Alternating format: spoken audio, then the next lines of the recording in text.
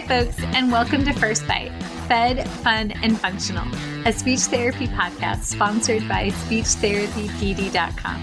I am your host on this nerd venture, Michelle Dawson, MS, CCC-SLP, CLC, the All Things Peds SLP. I am a colleague in the trenches of home health early intervention right there with you. I run my own private practice, Heartwood Speech Therapy, here in Coletown, South Carolina, and I guest lecture nationwide on best practices for early intervention for the medically complex and fragile child. First Bite's mission is short and sweet, to bring light, hope, knowledge, and joy to the pediatric clinician, parent, or advocate, by way of a nerdy conversation, so there's plenty of laughter too. In this podcast, we cover everything from AAC to breastfeeding, ethics on how to run a private practice, pediatric dysphagia to clinical supervision, and all other topics in the world of pediatric speech pathology. Our goal is to bring evidence-based practice straight to you by interviewing subject matter experts, to break down the communication barriers so that we can access the knowledge of their fields.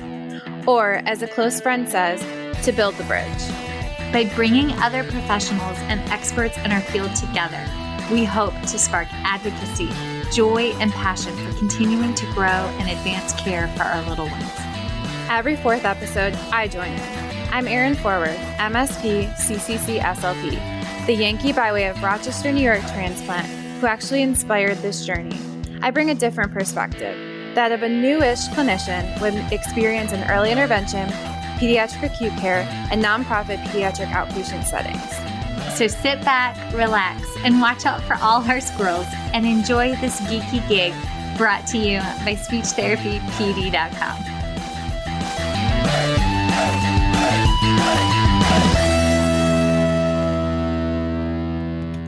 Hey, this is Michelle Dawson, and I need to update my disclosure statements. So my non-financial disclosures. I actively volunteer with Feeding Matters, National Foundation of Swallowing Disorders, NFOSD, Dysphagia Outreach Project, DOP. I am a former treasurer with the Council of State Association Presidents, CSAP, a past president of the South Carolina Speech, Language, and Hearing Association, SCISHA, a current Board of Trustees member with the Communication Disorders Foundation of Virginia, and I am a current member of ASHA SIG 13, SCISHA, the Speech Language Hearing Association of Virginia, SHAV, a member of the National Black Speech Language Hearing Association in Basla, and Dysphagia Research Society, DRS. Additionally, I volunteer with ASHA as the topic chair for the Pediatric Feeding Disorder Planning Committee for the ASHA 2023 convention in Boston, and I hope you make it out there.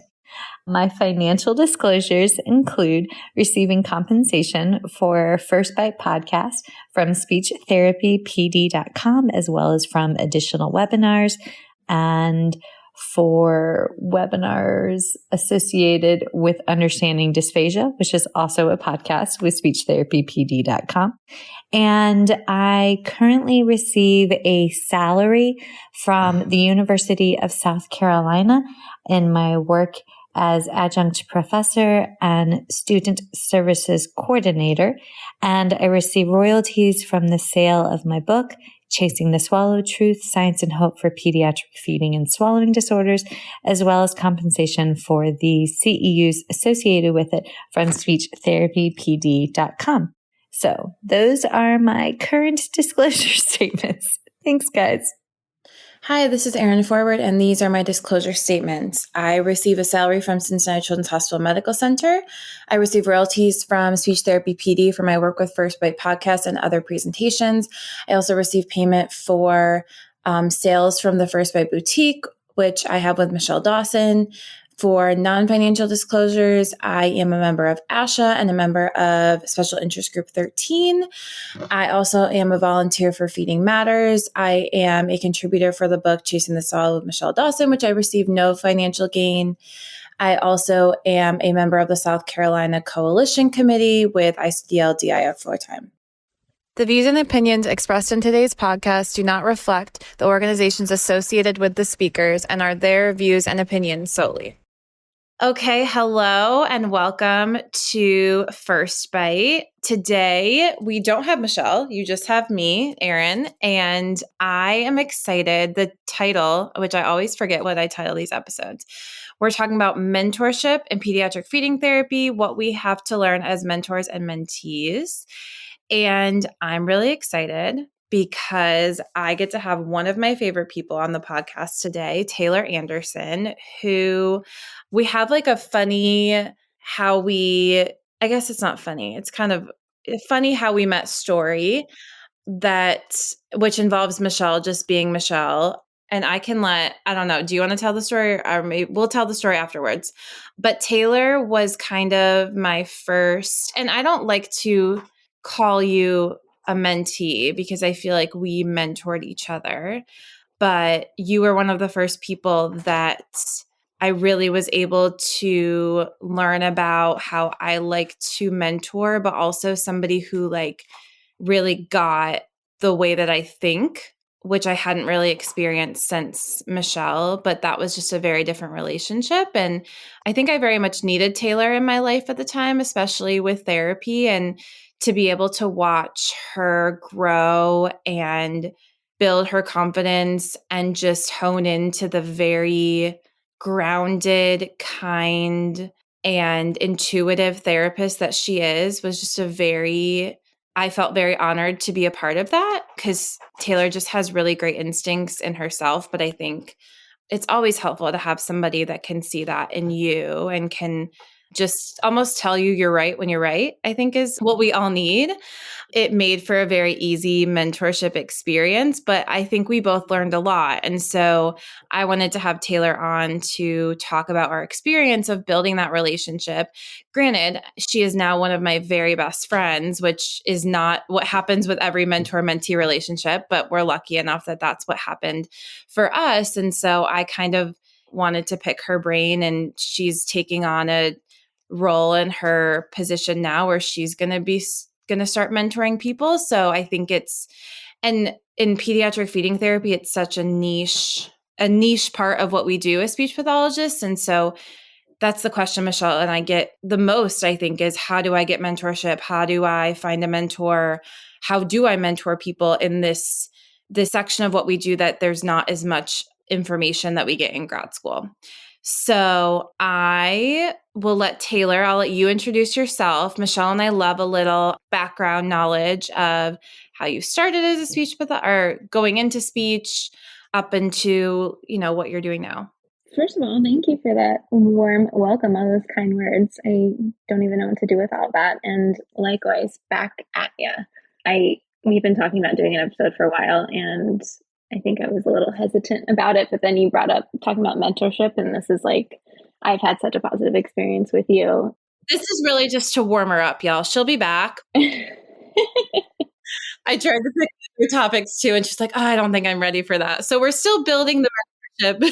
Yes, you know that I have significant imposter syndrome, like many of us, unfortunately. And I was like, what do you want me on this for? What am I going to share with the people that listen to First Bite? What do I have to offer?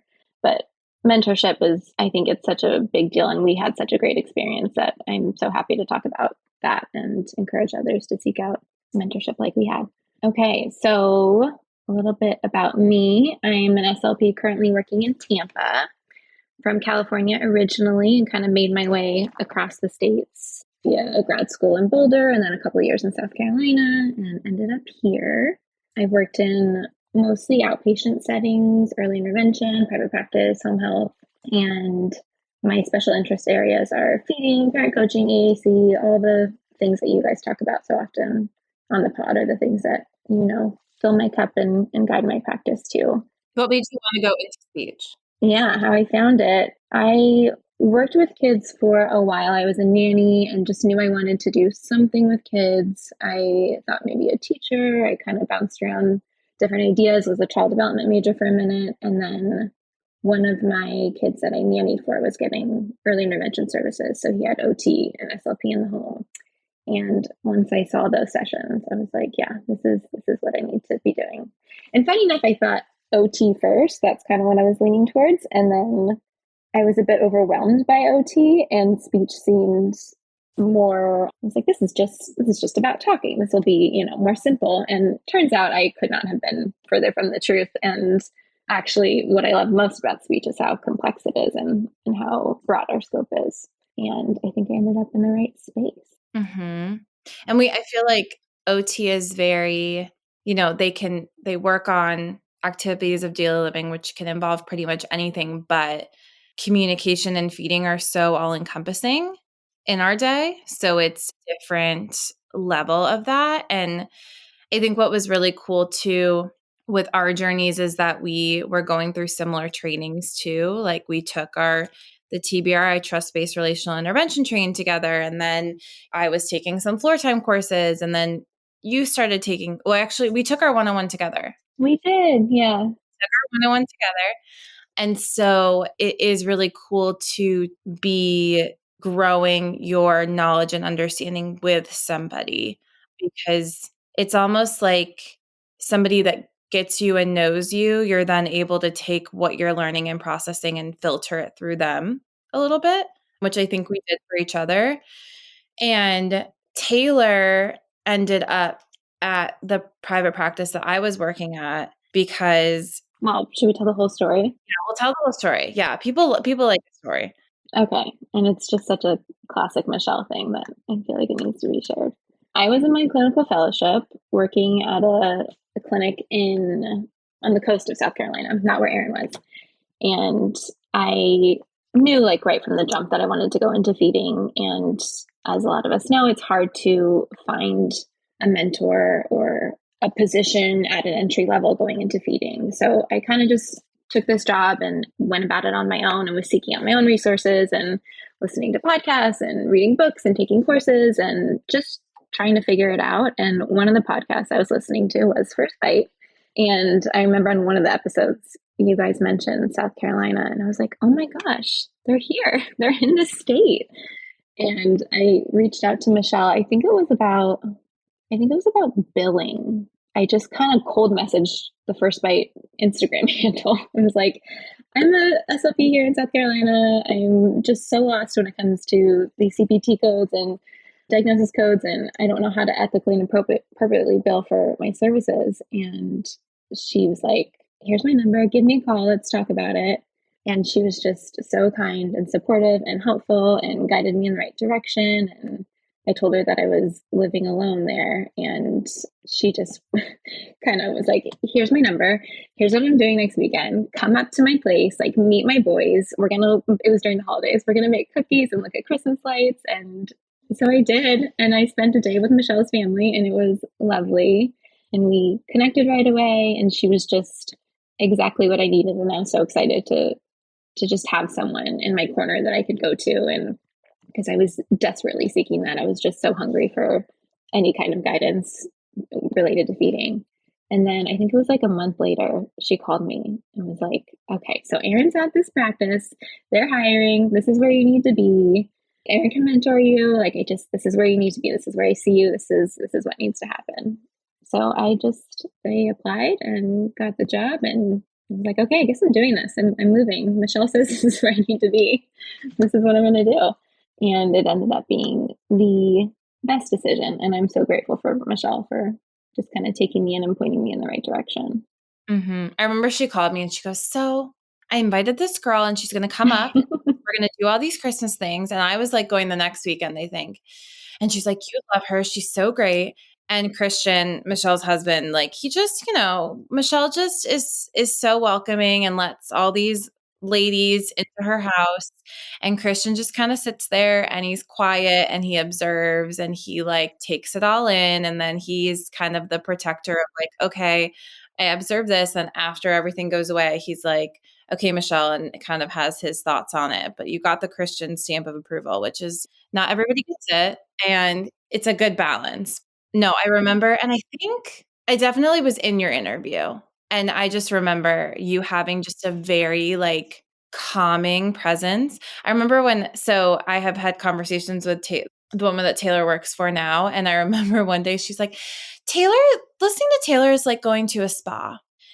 It's just I wish I could listen to Taylor all day because it's just, But it's true. You have just a very I think it's so subtle, which is why kids gravitate towards you, because it's like you're not trying. Like you're not trying too hard. You're just kind of being who you are. And I remember I sat in your interview and I was like, okay, like you just have a good energy, like your vibration. And so I was like talking to our boss at the time. I was like, I just like her. It's like, I just like her. We just need to hire her. And thankfully they listened. It was a very smooth process. The feelings were all mutual. Yeah. Which is something I would like to start with in regards to kind of the mentor-mentee relationship or seeking a mentor, because I will say, especially in the world of pediatric feeding, like you said, people are so desperate for information and knowledge that I think oftentimes people will, if they get any opportunity at a mentor, they're going to grab it, which I think is valid. But I think there are certain things that are really important in a mentor that may be missed initially. And I equate it to, as I was looking for jobs, I think when I was first looking for jobs, there were certain criteria I had. And as I went through different interviews and went through different jobs, my criteria has changed. And it's changed more to like what my core values are, as opposed to what's the setting, what's the persona of the setting, and what patient population am I going to see specifically, into more, does this organization have the same core values as me? And so I think when you're looking for a mentor, yes, you want to find someone that is doing pediatric feeding, but you also want to find someone that you relate to and connect with.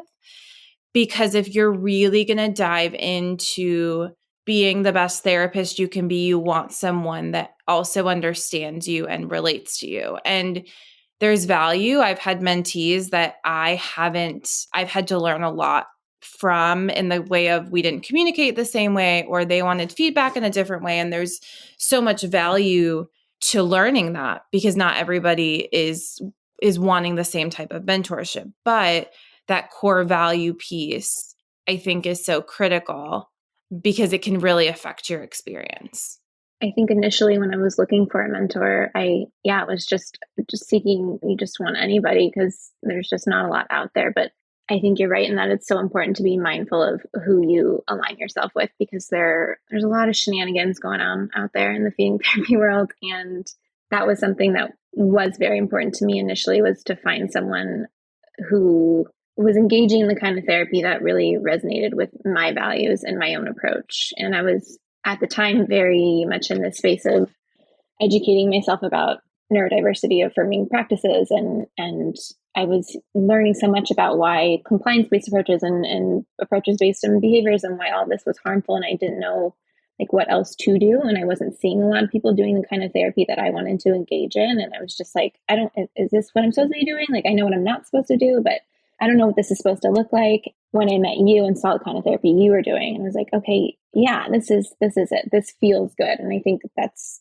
just also like a gut thing too, when you meet someone and start having those conversations, and you can just kind of connect on that level and know that it's a good match and it aligns, because otherwise it won't be as productive of a relationship.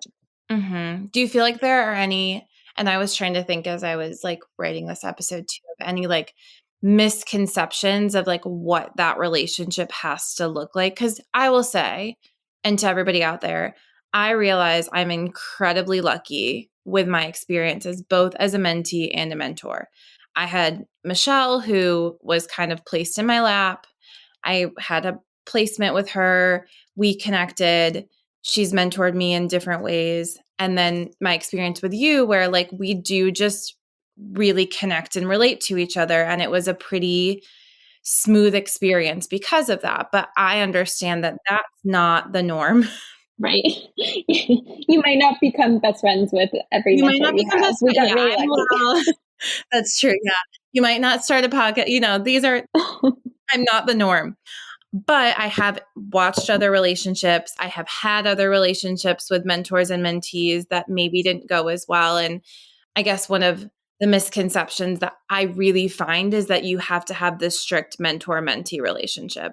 Because I think if you have a good mentor, they will also view you as a mentor. If you are in a relationship or an experience where you feel like it's just constant instruction and there's not as much of that back and forth and trying to see where you're coming from, that would be a red flag to me, because you want a mentor who is also trying to learn as well.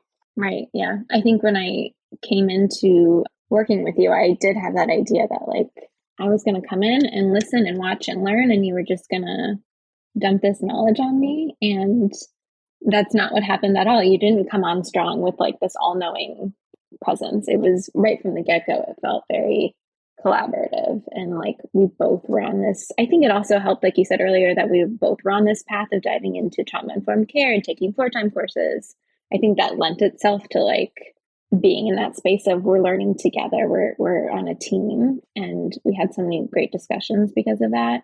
I think the way that you were able to be vulnerable right back to me, because like as a mentee, you're in a more of a vulnerable position, and you have so much to learn and you're looking up to this person, but you like would say like, I don't have all the answers either. We're learning together. And you modeled that by taking courses and seeking information and having your own mentorships and reading books and articles. Like it was very much a two-way street and a partnership. And I always felt like I was supposed to be there. Like my opinions were also valued. And I think something that is super important in a mentor is the ability to like help your mentee come across an answer on their own by guiding them there instead of telling them directly what to do. Like I think it was very rare that you would say, try this or do this, or I think this is what's happening here. More often than not, you would just ask me questions like, what do you think would happen if this? And I wonder why this is going on. And do you think it's this or this? Like that like gentle guiding to support my own critical thinking, as opposed to you just telling me what to do. That was really huge and something I wasn't expecting, because it hadn't been my experience in the past with mentors. But yeah, you seem to always know like when I was truly stumped and when I maybe knew the answer and I just needed you to walk me there a little bit. Which I also, before I decided we would do this podcast, I was like, oh, I guess we are going to talk about how, now I'm like nervous as like what I was doing as a mentor. Oh gosh, no. I've gotten reverse feedback though. Like I've worked with people that have said, well, I just want explicit information on what to do. And what I say to that though, and I don't mean for this to come across as negative at all, I think if you're going to work with pediatric feeding, you also have to be willing to use those critical thinking skills. And Michelle and I have had the conversation a lot about how, she's teaching her pediatric feeding class in the university, or, when she taught at South Carolina where she was before. And she's like, my biggest goal is to teach critical thinking skills.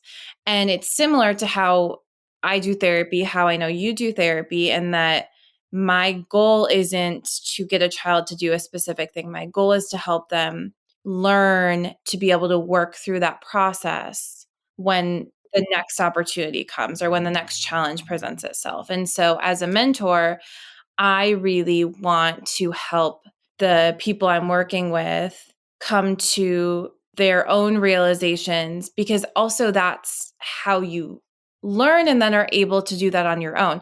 My goal as a mentor is to continue to grow the relationship so that it becomes this partnership, so that it becomes this, we're working together and we can bounce ideas off of each other, and you feel honest and authentic in the decisions that you're making, because also we're all different therapists, and who I don't want to make a bunch of mini me's.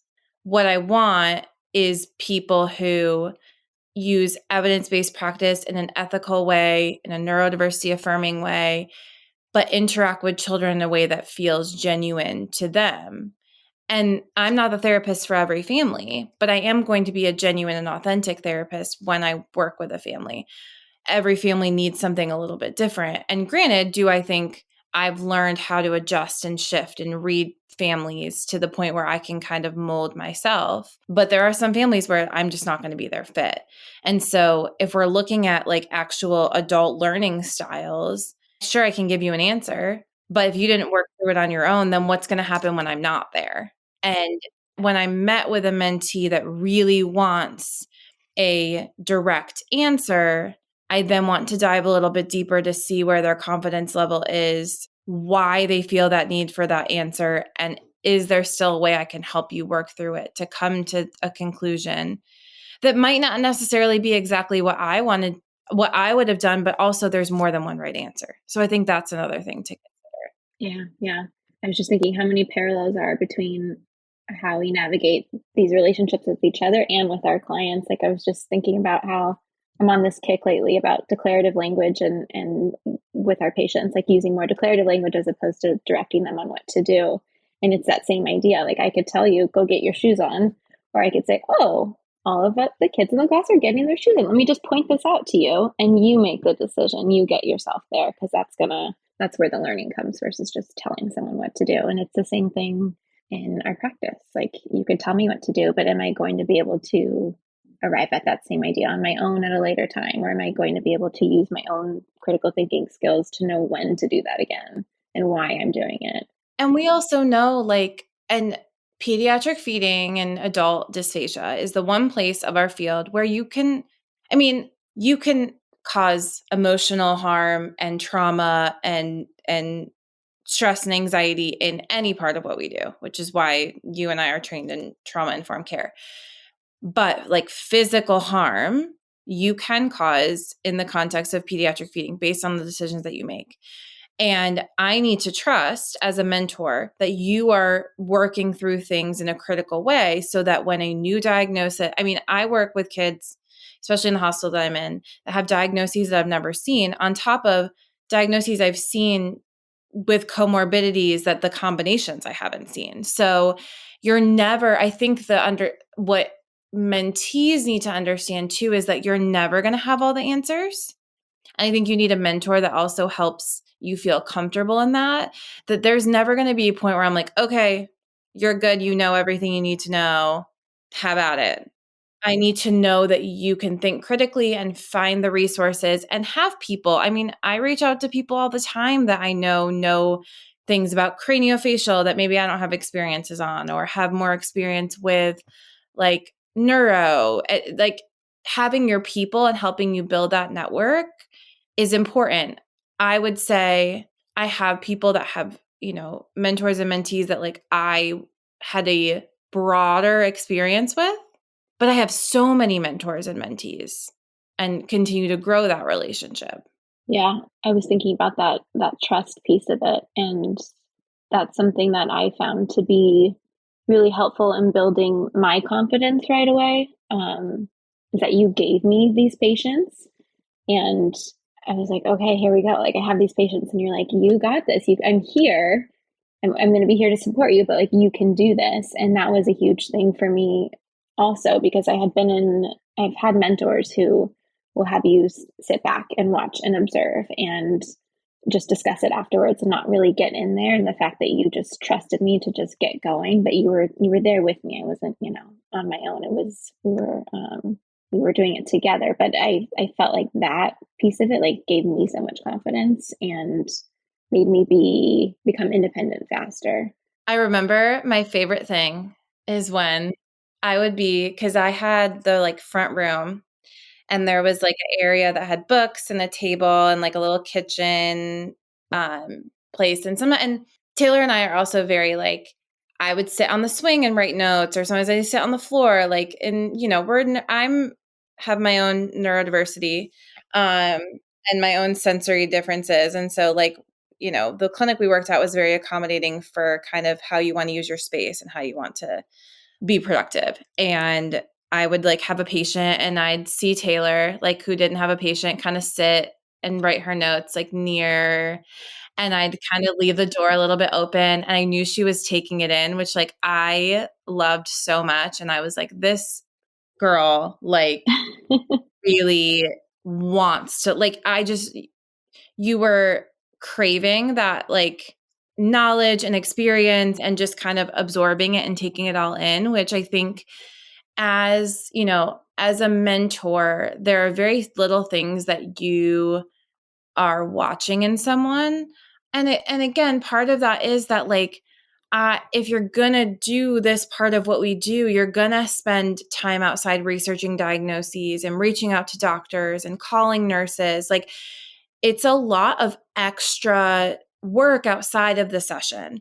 And so what I look for in somebody too that I'm mentoring is like, are they taking that extra initiative? Are they wanting to learn outside of what I'm teaching them? I've had people I've worked with who, I will I also like to, and Michelle taught me this. Like, I remember sitting in Michelle's car before a session and she'd be like, okay, this is their diagnosis. I'd be like, okay. And she goes, let's look up their diagnosis. Cause she, again, was showing me, I haven't seen a child with Wolf Hirschhorn before. Let's look up their diagnosis. Okay, let's problem solve. How do we think this diagnosis might impact their feeding? And we kind of go through it. So I, have some of my mentees like kind of look at diagnoses of a patient we're going to see, write down how it might affect them, write down what patients they're seeing. And I've had mentees I've worked with where it's like, they just won't do it. And to me, that might say like, okay, do you not feel that this is valuable? Do you not care? There's just like very subtle things that I think, mentors pick up on. But I also think, Taylor, you're onto something with the way, like, I do really feel the relationships I try to foster, and I think you're the same with other clinicians, is similar to how I foster relationships with my patients. And that point of building relationship and trust. Like, you also have to do that before you're really going to get to the vulnerability and being able to have some of those conversations. And anybody deserves that. So it's like, I think we were able to build a trust very quickly just because intuitively, I think we understood each other, and that doesn't always happen, but I want to learn about a person. And I think there's this misconception too of like, don't get emotional, be very professional. It's like, we're working with humans and it's a very emotional thing. And so it's okay to have feelings and show them. And, the people that I've gotten closest with, whether, it is, I think most of the people I work with that I really connect with, I view as mentors. I view Taylor as a mentor also. And so those are the people I've been able to go and cry to after a hard session, or just vent about some caregiver that like, it's not their fault and my fault, but I'm just not connecting and I don't know how. And I think those are also the moments that make you a better clinician. Yes, information, medical etiologies, diagnoses, who to refer to is so important, but I think that's more valuable.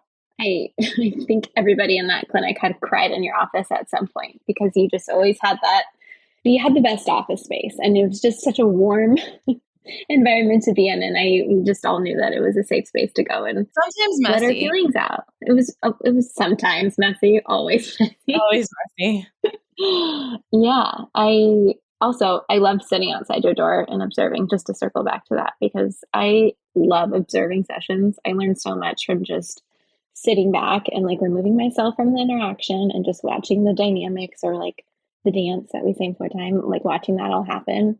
I learned so much from it. But yeah, back to that, like how this is very similar to how we engage with our patients. Like, you have to learn your patient. You gotta, connect and figure out who they are. And it was the same thing with us. I think knowing your mentee, knowing their communication style, knowing what kind of support they need, what they're going to respond to, what's going to, excite them or inspire them.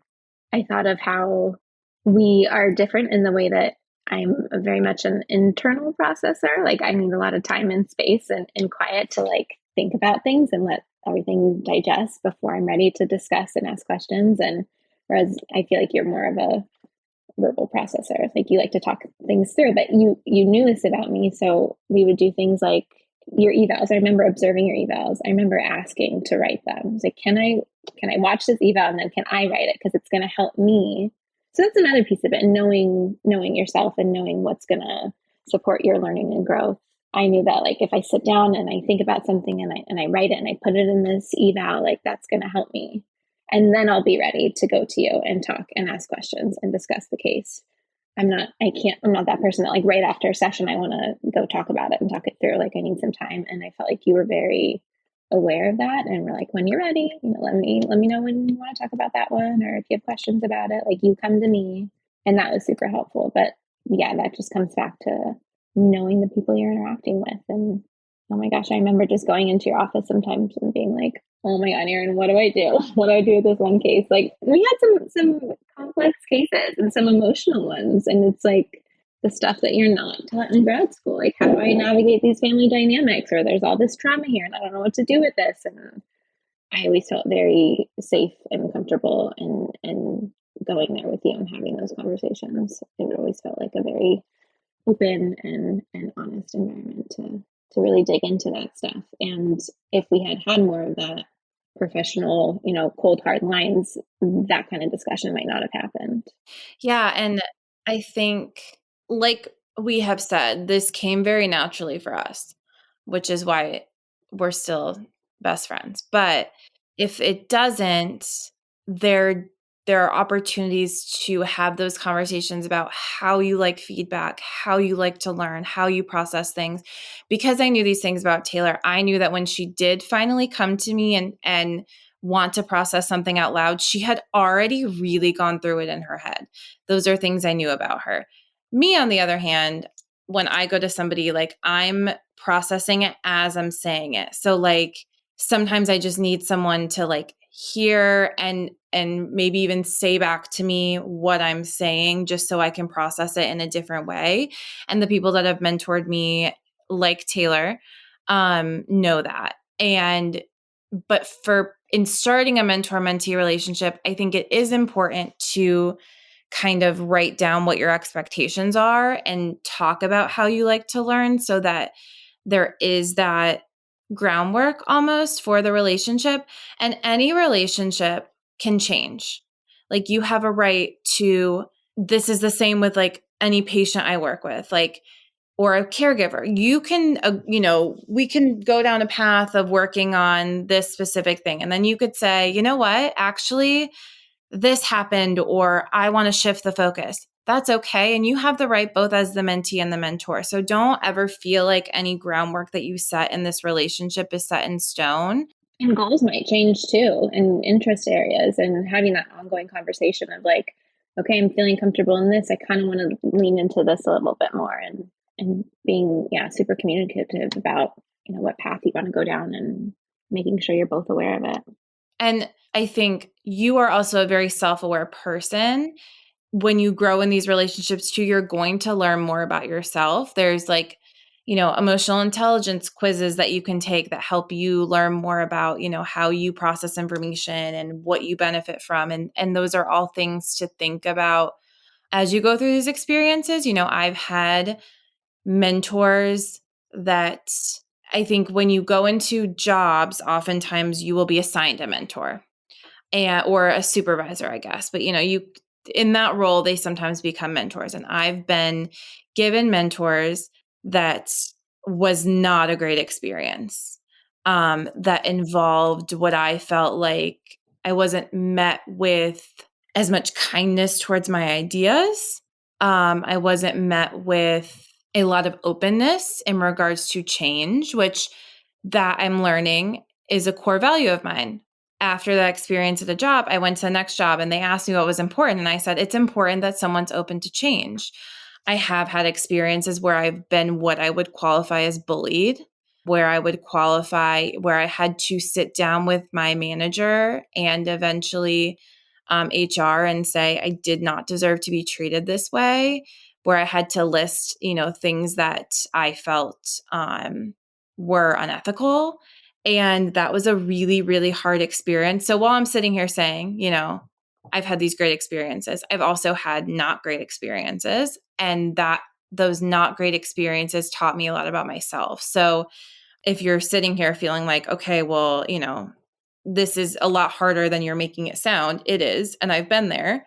But that's why this core value piece is also really important, I think. And I would suggest maybe, when you start that relationship, like, what are your mentor's core values? Like, what are really important to them when it comes to therapy and how they like to do therapy and how they like to mentor? If there's a huge disconnect, that can that can kind of cause some problems sometimes. But that is not something that I think is the usual to talk about when you first build that relationship. Yeah. And I think it's very rare to find these great matches within your workplace. And sometimes you have to look outside of where you're at and seek your mentors, find them. They don't have to be in your direct environment. That's something Michelle said during our first phone call, because I was kind of venting about not having support where I was. And she was like, Taylor, you can find support. You just have to ask for it. You have to look. There's so many amazing therapists out there that are more than willing to give their time and knowledge and share it with newer clinicians. So yeah, don't be intimidated. Don't be afraid to ask. I think Michelle said, go find your mentors and make them your friends. And I did exactly that. Like, I'm just going to find people to support me, because yeah, you don't always get lucky with your immediate environment, but there's people out there that are passionate about bettering our field and lifting each other up. We're a field of helpers, and most of the time they genuinely want to support and mentor others. So they're out there. What would be some suggestions you would give to somebody who is looking for a mentor, who wants to get more into pediatric feeding, who feels a little like lost? What would be some of your go-to like tips? Find an Erin. Just kidding. Find yourself an Erin. No, but truly, like, find your people, because that's everything when you're a new clinician and you're just on your own, just trying to figure things out and not knowing where to go. There are so many resources out there. I'm a big podcast gal, so there's so many podcasts you can listen to, and yeah, just reach out to other people and stay hungry. You got to like keep looking, don't give up. And I think if you're in a space right now where you are feeling lost and like it's not the best environment for you. I know I went through a little phase where I was like, do I stay in this space and be the change here? And if I abandon this environment, am I just giving up where I could be making a difference here, because I do have something to offer that they don't have right now? Which maybe, but if you're depleted and uninspired and you're alone without guidance, you're not going to be able to make those changes. So make moves. If you're unhappy, make a move, make a change. It can be scary, but it's worth it to find that environment where you are supported and fulfilled, and have those people that do share your core values and align with what you're trying to do. Because it's so hard to be in an environment where you're going against the grain. And I feel like that can be a lot of us in a lot of different ways, especially if you're a very play-based therapist or a neurodiversity affirming therapist. Like, there's so many environments where we're just swimming upstream sometimes, and that can be so exhausting, and just it can really just suck all the fun out of this job. And so finding people that are on that journey with you is everything. Yeah, and I would say too, and this is coming from like, I had this mentality before, like, be open to different settings and environments than maybe you thought you wanted. Like, I think there is a little bit of a misconception that being in the NICU and yes, I work at a children's hospital right now. This is not knocking children's hospitals, but like, I think especially in feeding, there's this idea that like being in a children's hospital is like the most hardcore and the best place to be. And I will say, like, there are value and hurdles to every setting that you're in. I mean, when I did home health with medically complex children, like, there's no doctors there. There's not nurses standing right there. Like, there's a whole other world of problem solving and decision making, and it's different, but it can be just as valuable and just as much opportunity to learn. You're just learning different things. And so I would say to think about like who you want to be as a therapist. And I know Taylor and I can get very like, vibration. Like, yes, but I think there's value to that. Like, who do you want to be and what is important to you as a therapist? Like, I've learned that like having a space to build relationship with my families and having a space to really work on play and being able to be authentic and vulnerable are all things that are really important to me. So that's something that I look for in, people that I choose to build those relationships with. Taylor, what were things that you were like looking for in a mentor, or what are things that specifically for you and for clinicians in general that you would think about as kind of what you wanted to see? Yeah. I just want to add one more thing to what we were talking about before. Don't be afraid to look outside of your discipline too for mentors. There's so much to learn from OTs, PTs, anybody else that you're working with. Parents, caregivers have mentored me. Yeah. So yeah, if you don't have any SLPs in your immediate environment, there's all kinds of opportunities for mentorships. What was I looking for? I don't know if I really knew what I was looking for until I had it. And I'll just try not to just talk about how wonderful our working relationship was, but I think I figured it out as I went. Like I said, I was just super hungry for guidance and information, and I thought I wanted someone to tell me what to do. And I realized very quickly that that was not how I learned, and I needed to just dive right in. But yeah, someone with a similar therapy approach that I had, I think, was top of my list. I think that partnership piece of it was huge for me, being able to have those reciprocal conversations where what I said was also valued, and the way that you kind of always lifted me up and made sure that you still do this all the time. You're like, Taylor, you got it. You know what you're doing. I still need that. So again, it just comes back to, again, knowing what you need from your mentor. The communication piece is huge, being really open and honest about what you need and what you're looking for, and being honest with yourself. Like, these are some areas I want to grow in, these areas I feel pretty competent in, and then seeking out that information and communicating that with your mentor. What else haven't we touched on? That fostering independence piece. I needed someone to kind of let me spread my wings and do my thing.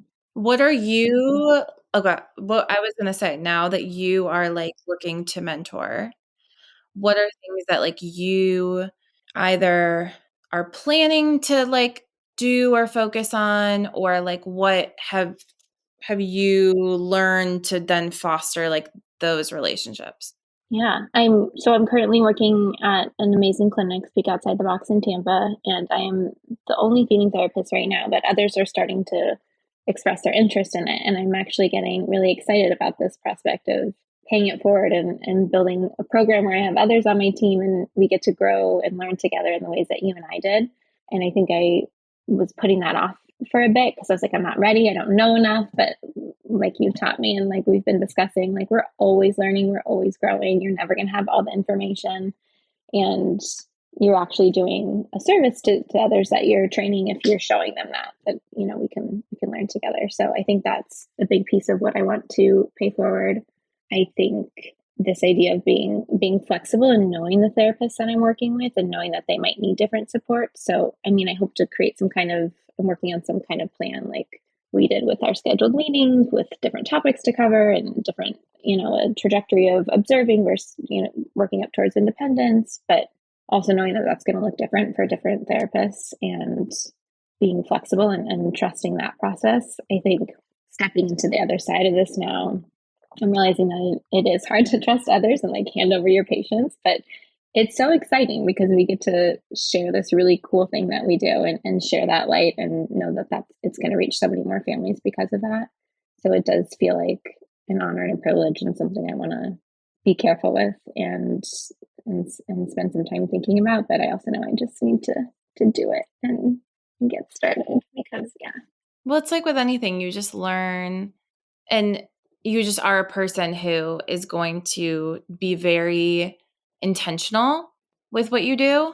I think that's another thing to consider. And I think it is hard when people, especially like new grads coming out, like you're used to grad school where everything is like, you have to check these boxes and you're constantly getting graded on things. And so I do understand that there needs to be some level of like, am I meeting these requirements? And that's why I kind of, when we were doing mentorship, like created a little bit of like okay, what do you feel comfortable with? We're going to start with observing and build up to being independent and kind of create an expectations of like, what are these skills? But I didn't look at it as much as like specific, like, do you know exactly what to do with this specific diagnosis or this specific treatment technique. It's more of, do you have these larger skills?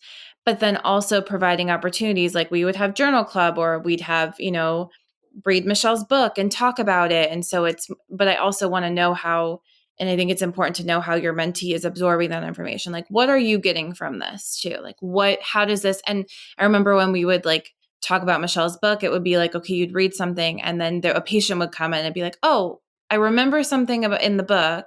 Let's go back to this, because the way our wires connect things are different. And so, yes, our job as a mentor is to provide information and to make sure we're, especially with feeding, helping them understand the medical etiologies and who to refer to and what signs and symptoms to look for. But I do think that really where that mentorship piece grows is in that relationship and understanding how that person learns. And that's what I think everything comes back to, honestly. Like I am a little tired of the idea that, especially in feeding, it has to be this, like, you have to earn it and we're going to haze you a little bit. And, that's not how this should work. There are enough patients for everybody and then some. So if you really want to make the field better, then share knowledge and be open to people that really want to do this and want to learn. And take every opportunity to learn something, like I said, from people you come across. I've learned a lot from caregivers I've worked with who have helped me understand their perspective, who have made me a better clinician because I've been able to hear their stories, and it's given me more kind of empathy for what they're going through. And I've had patients that have mentored me that have, and plenty of other clinicians. So it's like, take every opportunity to learn from the people around you and take pieces of them with you, because, who I am as a clinician today are pieces from all these people that I've had experiences with that have helped me grow. And so, yes, we're talking about a specific mentor-mentee relationship, but like, I'm also a better clinician because of Taylor, and like the way that she saw things, that I was able to see things differently, and like the kindness that she showed her patients, and like just like I said, I think your intuition was all, which I trusted you so quickly. You had this great intuition that you just needed a little bit of like a push to trust it, and just like not even always. I think sometimes you work with mentees who do something and they don't always know why they're doing it, but they feel it. And so part of your job as a mentor is then to be like helping them understand the why, which I think was a lot of what we did. Yeah, and that's something that I think as a mentor, this will be helpful to me as a mentor, because I don't always know why I'm doing something. But if I have someone there that I'm explaining it to, like, I don't think I know, and then I start explaining myself to a student, if I have a student with me or whatever the situation is, it's like, oh, okay, yeah, I understand this. And then it's, you're hearing me process it out loud, and I'm, realizing it more for myself. So it's just that reciprocal learning that's just happening all the time the more you discuss things. And I learned a lot from just listening to you do that troubleshooting out loud, just talking through cases and patients and figuring out, like, okay, that's interesting. She did that. That was, this is her patient. I can apply this here, or this makes sense here, or, just grasping bits and pieces of things you were discussing and applying it to my own situation. And I think, yeah, it is that balance with feeding, because like you said, we can do harm. And especially if you're working with these medically complex patients, like, there has to be some level of competence. You have to know what you're doing. The biggest thing there is like knowing when to ask for help and knowing when you don't know. And some people struggle with that piece. And that to me would be a red flag in a mentor, like not being able to recognize or call out, like, okay, I actually don't know what's going on here. Let me step back and figure this out.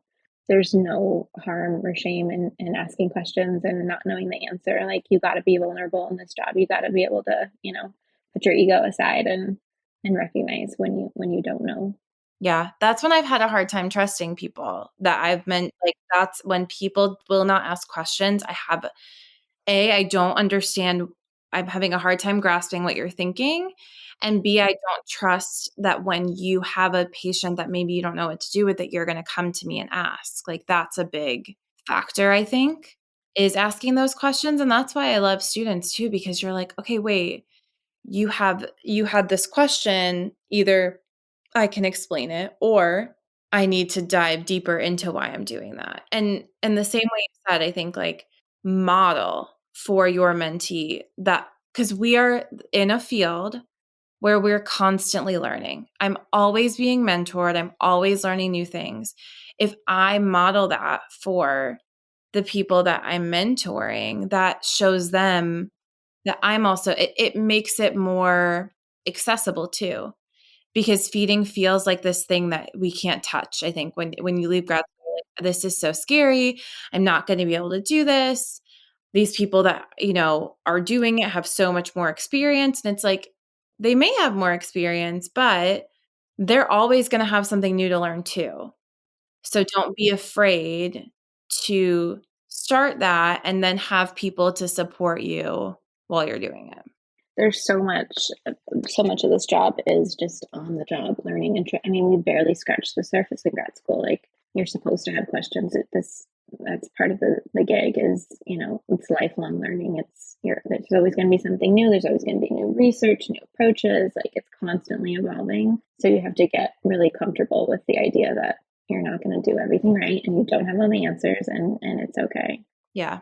And like we said, competency on there's a lot of stuff that, like, yes, you need to be competent on. And yes, we're going to check those boxes. I think we just really wanted to focus too on like building that relationship and stand up for yourself as a mentee too. Like, if you feel like, I have had friends who have had experiences where they've been given like a CF mentor that the relationship was just not mutually beneficial. It was not healthy. And they went to their supervisor or manager and talked to them about that and advocated for that. Because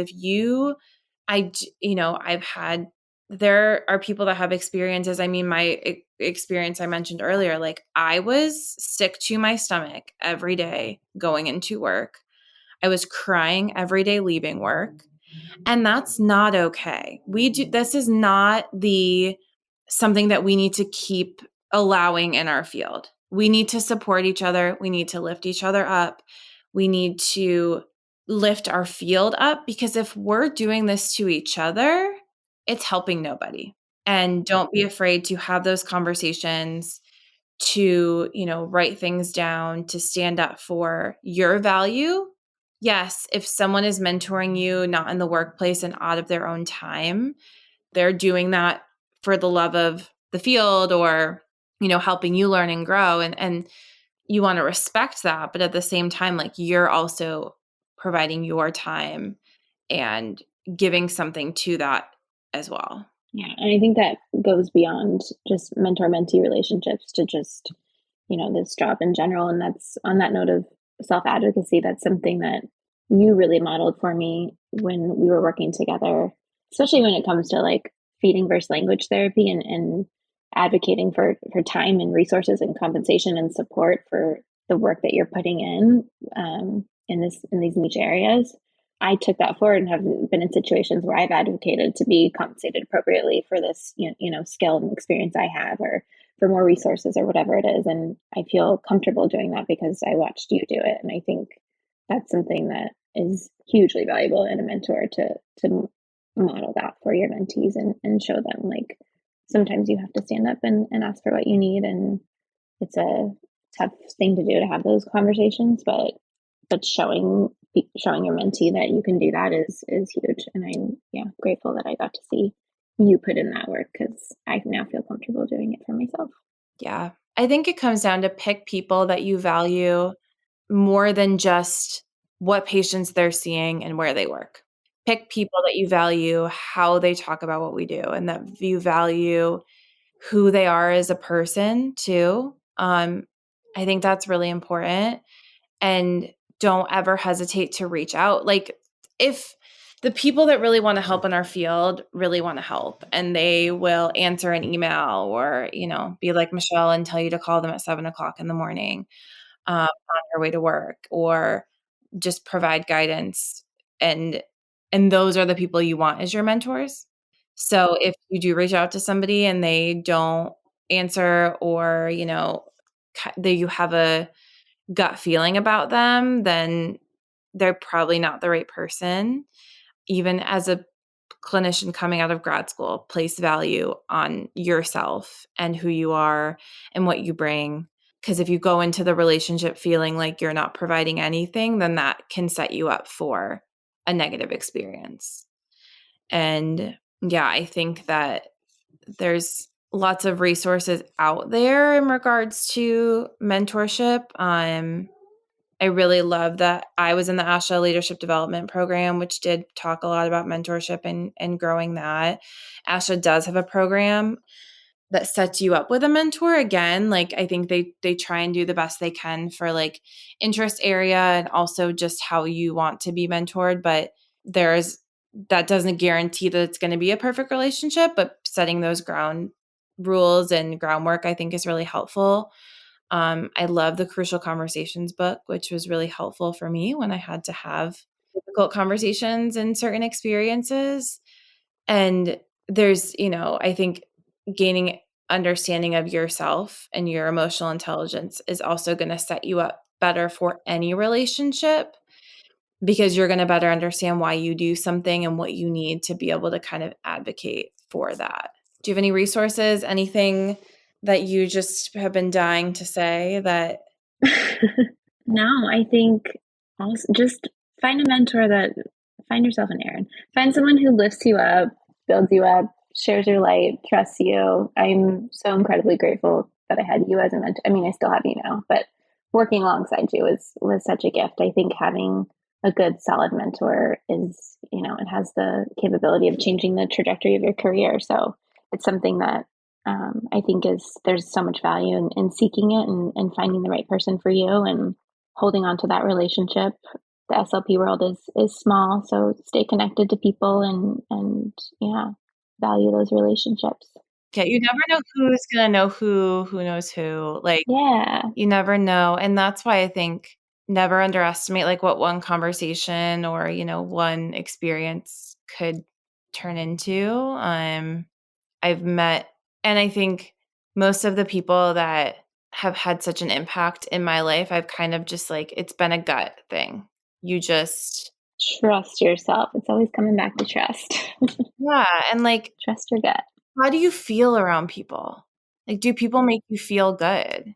Yeah, I don't know. I think there's so much value to that. Even subtle things. I always talk about how when Michelle introduces somebody, she'll stand behind them kind of at an angle and like try, like literally her light is like she's trying to shine their light. Even her light is very bright, but like she's literally just, there's very subtle things that I think you learn as you get older too, to pick up on people. But just, it's tough. Like it's hard, especially in the pediatric feeding world. But I think what we really want to get across is that, it's a lot more than just learning how to do this and what this diagnosis is and, those experiences, and that you can get those experiences in a lot of different settings too. So don't just, assume the home health SLP doesn't see complex kids or doesn't know what they're doing, because we are seeing more and more complex patients than we ever have before, and they're everywhere and they need help everywhere. Well, thank you for coming. I'm grateful to have you on, and I'll make you come back because Thank you for having me. This is just such a surreal, and Erin knows I'm a very introverted person, and I think I'm an SLP anomaly in that I actually don't like to talk or listen to myself talk. So the fact that you got me to do this, to talk for an hour and have it be recorded is quite a feat. But you make it easy. This was so nice. I love you and I appreciate you I love you. and all that you do. And yeah, if you haven't picked up, we have very, very similar philosophies. So I have been trying to recruit Taylor to kind of join me. We did it. I'm here. It happened. And now I'm making her do a floor time lecture live with me. So, that's going to be a whole other step. Yeah. Last note is find mentors who push you and keep moving you forward. And yeah. Yep. Appreciate you. Mm-hmm. So I think, I don't think we have any announcements that are coming up. Just If you haven't seen on our Instagram, Michelle and I have the First Bite Boutique with some fun t-shirts and sweatshirts. So feel free to check that out. It's on Bonfire. So They're so cute. we will have more coming out sooner than later if Michelle has anything to say about it. She's already got everything planned. But yeah, thank y'all for listening, and we'll see you soon. Thank you for joining us for today's course. To complete the course, you must log into your account and complete the quiz and the survey. If you have indicated that you are part of the ASHA registry and entered both your ASHA number and a complete mailing address in your account profile prior to course completion, we will submit earned CEUs to ASHA.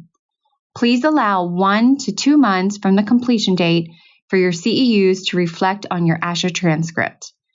Please note that if this information is missing, we cannot submit to ASHA on your behalf. Thanks again for joining us. We hope to see you next time. Feeding Matters guides system-wide changes by uniting caregivers, professionals, and community partners under the Pediatric Feeding Disorder Alliance. So what is this alliance? The Alliance is an open access collaborative community focused on achieving strategic goals within 3 focus areas: education, advocacy, and research. So who is the Alliance? It's you. The Alliance is open to any person passionate about improving care for children with a pediatric feeding disorder. To date, 187 professionals, caregivers, and partners have joined the Alliance. You can join today by visiting the Feeding Matters website at www.feedingmatters.org. Click on PFD Alliance tab and sign up today. Change is possible when we work together. That's a wrap, folks. Once again, thank you for listening to First Bite, fed, fun, and functional. I'm your humble but yet sassy host, Michelle Dawson, the All Things Peds SLP. This podcast is part of a course offered for continuing education through speechtherapypd.com. Please check out the website if you'd like to learn more about CEU opportunities for this episode, as well as the ones that are archived. And as always, remember, feed your mind, feed your soul, be kind, and feed those babies.